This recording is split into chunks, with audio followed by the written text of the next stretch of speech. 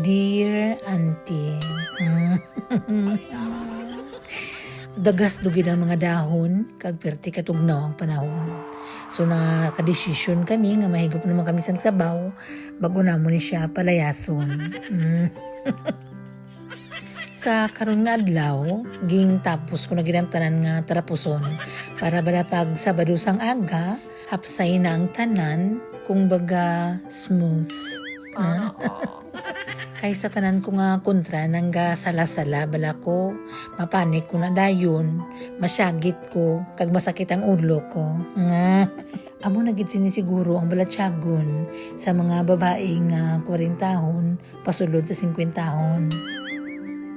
Ina balang naganubo ang imong pasensya, kag dali ka makig, labi na kung wala ka sang kwarta.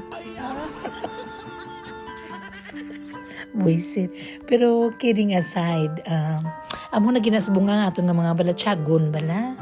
Hindi na nato na iwasan, siguro dala na ina sa aton nga mga ginabatsyag sa lawas, kag sa mga mood naton. So hindi na nato na kung kaisa maiwasan nga mainit ang aton nga ulo. So amo sa to, nagisabaw na lang kami, ginsubakan namon sang isda para dito namon ipaupok balang amon nga katugnaw. Kaya damo kami sang uhong, kahit malakat kami, basi maguba lang siya dire. So ginluto na lang namon tanan-tanan para may panihapo na kag buwas may pamahawan. Kahit may ubra naman gani ko, sayang pa to. Mahigop na naman ko sang dagat, kaya di pa nga baluno namon sa city, kag mahigop-higop man dito ka Sabaw. Tiki kung kaisa lang man tayo makapasyudad, kung may dulong kita sa airport, kag may sugaton kita sa airport, kag kung may mga importante kita nga mga appointments kag holiday, mapaliwaliwa man kita kung kaisa. So amo lang sa tuti, kay ti balad yun naman nga manugpuli na ni ngamon nga lulang nga brown, ay ti gina sulit namon ang oras, ingari pa siya dire, kay ti ang ambal ganin na thread, wala naman sang matimpla sang iyang nga Milo.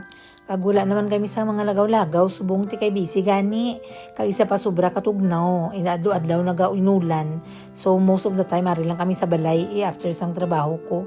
Magkagwa-gwa lang kami kadali lang, pero wala nagit sang mga gathering ba. Kag isa pa ginatipon-tipon man namon ang amon nga jutay nga milyones bala para dito kita mawalwal sa city. So amo lang sa to, wala kayo sa mga importante nga nagkalahitabo diri sa amon nga balay subong. Amo lang ni pinamutos kami ka chocolate, pero bisan ano namon ka tumok, hindi nagigaigo at isuri na lang, hindi matagaan sa balay na lang ni anay sa mga apo-apo lang anay bala. So finally gintagay na ginanay ang iyang ilimnon, base pa lang amo na yung makapaayos ang iyang bigatlan nga ubo nga balik-balik.